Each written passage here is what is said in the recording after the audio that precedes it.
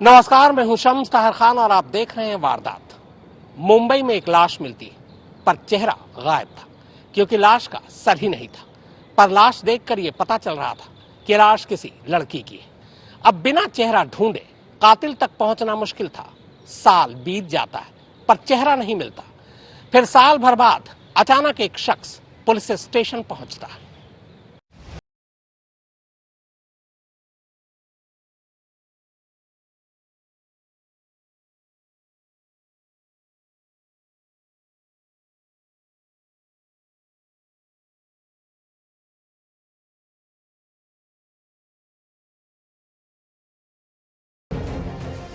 पिछले साल यानी 26 जुलाई 2021 को मुंबई के पास वसई इलाके में वसई भुईगांव बीच पर कीचड़ में लोगों को काले रंग का एक बड़ा सा सूटकेस पड़ा मिलता है। खबर पुलिस तक पहुंचती है और पुलिस फौरन मौकाए वारदात पर। मामला पहली ही नजर में बेहद संदिग्ध लगता है, क्योंकि यूं एक सुनसान बीच पर किसी सूटकेस के पड़े होने का और कोई मतलब समझ में नहीं आता। और जैसी आशंका थी वही होता है। सूटकेस से एक लाश बरामद होती है, एक लड़की की सिरकटी लाश। चूंकि पहली ही नजर में यह साफ हो जाता है कि यह मामला कत्ल का है, वसई पुलिस फौरन आईपीसी की धारा 302 के तहत कत्ल का केस दर्ज कर मामले की छानबीन शुरू कर देती है। लेकिन लाख कोशिश के बावजूद और कई महीने गुजर जाने के बाद भी पुलिस के हाथ खाली रहते हैं।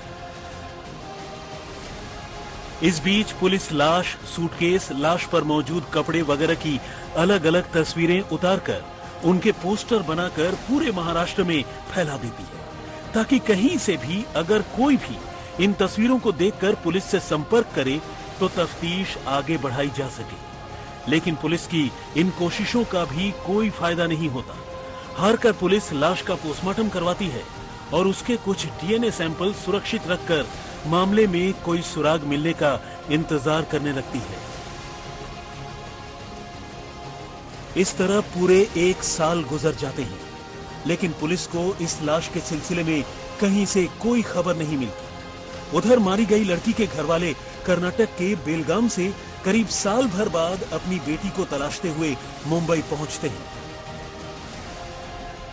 असल में सानिया शेख नाम की उस लड़की की शादी मुंबई के ही नाला सोपारा के रहने वाले आसिफ शेख के साथ हुई थी। सानिया के माँ बाप की बचपन में ही मौत हो गई थी और उसे उसके चाचा चाची ने पाला था। पिछले एक साल से उसके चाचा अपनी भतीजी से फोन पर बात करने की कोशिश कर रहे थे, लेकिन उसका फोन लगातार स्विच ऑफ आ रहा था। जबकि उनका दामाद आसिफ हर बार अपने ससुराल से फोन आने पर रॉन्ग नंबर बताकर फोन काट देता था। खैर, मुंबई आने के बाद जब सानिया के घर वाले नाला सोपारा में सानिया के ससुराल पहुंचे तो ये देखकर हैरान रह गए कि आसिफ और उसका परिवार अब वहां रहता ही नहीं है। हालांकि इसके बाद काफी मशक्कत करके सानिया के चाचा जावेद शेख अपने दामाद आसिफ की मां से बात करने में कामयाब हो गए और आसिफ की मां ने धोखे में आकर उन्हें ये बता दिया कि अब वो नाला सोपारा की प्रॉपर्टी बेचकर मुंब्रा शिफ्ट हो चुके हैं और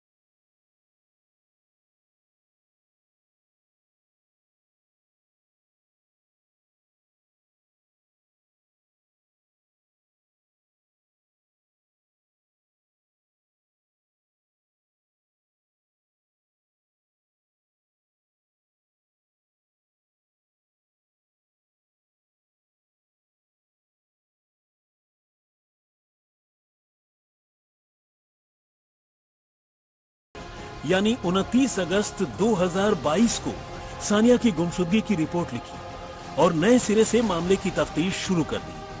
अचोल पुलिस ने साल भर पहले वसई भुईगांव बीच से मिली उस सिरकटी लाश की तस्वीरें सानिया के पति और ससुराल वालों को दिखाई तो उन्होंने लाश को पहचानने से ही मना कर दिया। लेकिन जब पुलिस ने यही तस्वीरें बेलगाम से आए सानिया के घर वालों को दिखाई तो उन्होंने देखते ही पहचान लिया कि ये लाश उनकी बेटी की ही है। घर वालों ने लाश के साथ मिले कपड़ों वगैरह की भी पहचान कर ली। इस तरह पुलिस अब साल भर पहले मिली सिरकटी लाश की पहचान पता कर चुकी थी, लेकिन अभी उसके लिए यह पता करना बाकी था कि आखिर सानिया का कत्ल किसने किया और क्यों। लिहाजा पुलिस ने उसके घर वालों की शिकायत पर सबसे पहले सानिया के ससुराल वालों को ही पूछताछ के लिए बुला लिया। ससुराल वालों ने पुलिस के पास सानिया के घर से भाग जाने की वही कहानी दोहराई और कत्ल पर हैरानी जताने लगे। लेकिन अब सानिया के घर वालों के साथ साथ पुलिस को भी लगने लगा था कि हो न हो इस कत्ल में सानिया के ससुराल वालों का ही हाथ है। लेकिन पुलिस ने किसी को भी गिरफ्तार करने से पहले मामले की पूरी तरह तस्दीक कर लेना ठीक समझा। पुलिस ने सानिया के पति आसिफ और उनकी नन्ही सी बेटी अमायरा के डीएनए सैंपल कलेक्ट कर लिए। सानिया की लाश से उसका डीएनए सैंपल पहले ही लिया जा चुका था और जब इन सैंपल की रिपोर्ट आई तो ये साफ हो गया कि वसई के बीच पर मिली वो सिरकटी लाश सानिया की ही थी। भुईगांव खड़ी में एक बेवारस बॉडी मिला था। वो बॉडी को उसका हेड कट किया था और खाली उसका नीचे का धड़ था। उसकी वजह से वसई पुलिस स्टेशन में CR number 278/21 under section 302/201 IPC इसके मुताबिक गुना दर्ज किया था। कंटिन्यू पुलिस इंक्वायरी कर रहा था, अलग अलग टीम बनाया था, क्राइम ब्रांच में उसकी इंक्वायरी जारी था। लेकिन अभी 29 अगस्त 2022 में जो आचौला पुलिस स्टेशन में जो मिसिंग कंप्लेन दाखिल हुआ था तो हमको कुछ उसके बारे में इंफॉर्मेशन मिला। उसके मुताबिक हमने वो इंक्वायरी चालू किया। वो जो मिसिंग का रिलेटिव है सबको बुलाया, स्टेटमेंट लिया और DNA टेस्ट किया। उसके बाद DNA टेस्ट के बाद वो बॉडी वो ट्रेस होगा किसकी बॉडी गए थे। अब ये साफ हो चुका था कि सानिया का साल भर पहले ही कत्ल किया जा चुका है, लेकिन कातिल को पकड़ना अभी बाकी था। पुलिस ने एक बार फिर सानिया के पति को पूछताछ के लिए बुलाया। उसने पहले तो तमाम झूठी सच्ची कहानियां सुनाई, लेकिन फिर जैसे ही पुलिस अपनी सख्ती पर आई वो टूट गया। उसने मान लिया कि उसी ने अपने घर वालों के साथ मिलकर अपनी बीवी सानिया की जान ली थी और उसकी सिरकटी लाश वसई भुईगांव बीच पर फेंक कर आया था। जबकि लाश की पहचान न हो इसके लिए उसका सिर उन्होंने खानीवाड़े की खाड़ी में फेंका था।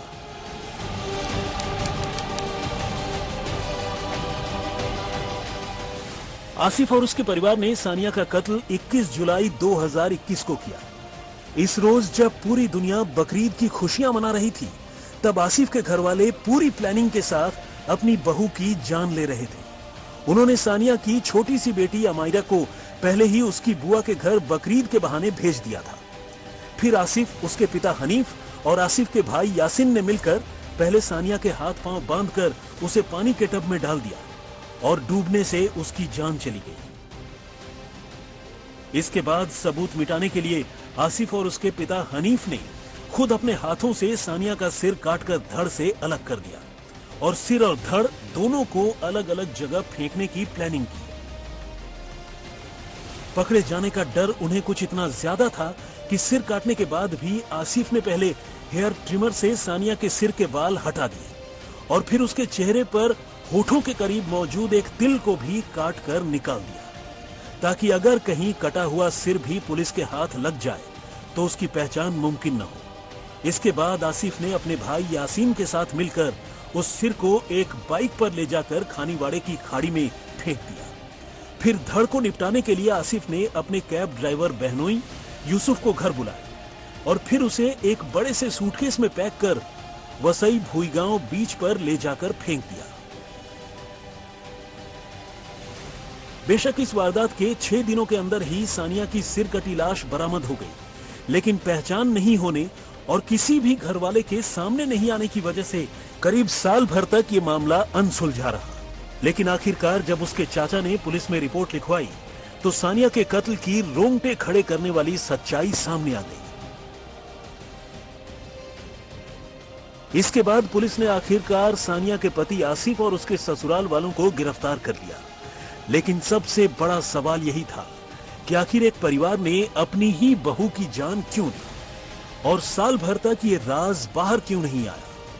तो जब तफ्तीश में इन सारे सवालों के जवाब सामने आए तो हर कोई हैरान रह गया। करीब 1 साल पहले वसई के पास एक बैग में एक महिला की सरकटी लाश मिली थी। डीएनए लिया गया, फोटोज ली गई, पुलिस ने छानबीन की, इन्वेस्टिगेशन की, पर इस बारे में पता नहीं चल पाया कि ये किस महिला की लाश थी। ये केस सुलझ नहीं पाया था। फिर 1 साल बाद एक कंप्लेंट आई, पुलिस ने फिर से छानबीन शुरू की और तब जाके ये केस सुलझा। वसई से जाकिर मिस्त्री के साथ दिव्येश सिंह, मुंबई, आज तक।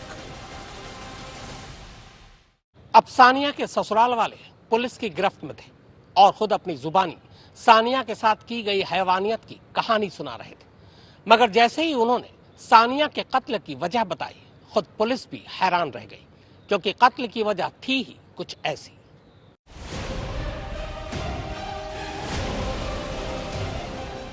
पुलिस के सामने आसिफ और उसके घर वाले अपना गुनाह कबूल कर चुके थे।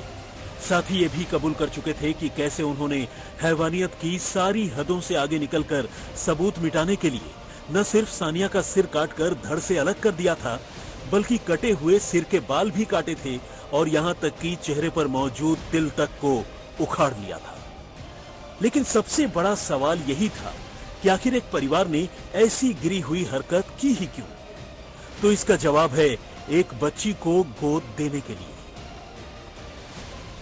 दरअसल आसिफ के घर वाले आसिफ और सानिया की बेटी अमाइरा को किसी और को गोद देना चाहते थे। आसिफ की बहन यानी सानिया की ननद की शादी को कई साल हो चुके थे, लेकिन उन्हें कोई बच्चा नहीं था। ऐसे में जब आसिफ और सानिया के घर में अमाइरा ने जन्म लिया तो घर वालों ने तय किया कि वो इस बच्ची को अपनी बेटी को गोद दे देंगे और उनकी बेटी ही बच्ची की परवरिश करेगी। लेकिन किसी भी दूसरी मां की तरह सानिया के लिए यह फैसला करना इतना आसान नहीं था। उसने अपनी बेटी अमाइरा को खुद से अलग करने से साफ मना कर दिया और बस यही वो बात थी जिसने पूरे ससुराल को सानिया का दुश्मन बना दिया। अब सानिया पर जुल्म सितम की शुरुआत हो गई और फिर एक दिन वो भी आया जब उसका कत्ल कर दिया गया। जिस महिला का खून हुआ उसके सास ससुर उसकी बेटी को, अपनी बेटी को गोद देना चाहते थे। मृतक महिला इसके लिए तैयार नहीं हो रही थी और यही उसकी मौत का कारण बन गई। उसकी अपने बेटी के लिए ममता उसकी मौत की वजह बन गई। आसिफ और उसके घर वालों ने सानिया का कत्ल पूरी प्लानिंग के साथ किया। कत्ल के लिए उन्होंने बकरीद का दिन चुना। बकरीद के बहाने सबसे पहले उन्होंने सानिया की बेटी अमाइरा को उससे अलग कर उसी बुआ के घर भेज दिया जिसे वो अमाइरा को गोद देना चाहते थे। इसके बाद तय प्लानिंग के मुताबिक पहले उन्होंने सानिया के हाथ पैर बांधकर उसे पानी में डुबोकर मार डाला और फिर सबूत मिटाने के लिए लाश के टुकड़े तक कर डाले। किसी को कत्ल के बारे में कानो कान खबर न हो, इसीलिए उन्होंने सिर और धड़ को अलग अलग जगह पर फेंका। चुपचाप नाला सोपारा वाला मकान बेचकर वहां से फरार हो गए।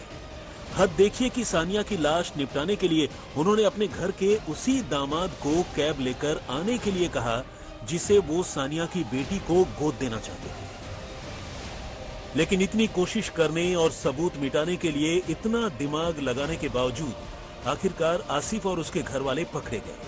वैसे इस केस को सुलझाने में वसई पुलिस के रोल की भी तारीफ करनी होगी, जिन्होंने सिर कटी लाश की न सिर्फ अलग अलग तस्वीरें खींचकर रख ली थी, बल्कि जरूरत के लिए डीएनए सैंपल भी सुरक्षित रख लिया था और आखिरकार यही चीजें कत्ल के खुलासे की वजह बनी।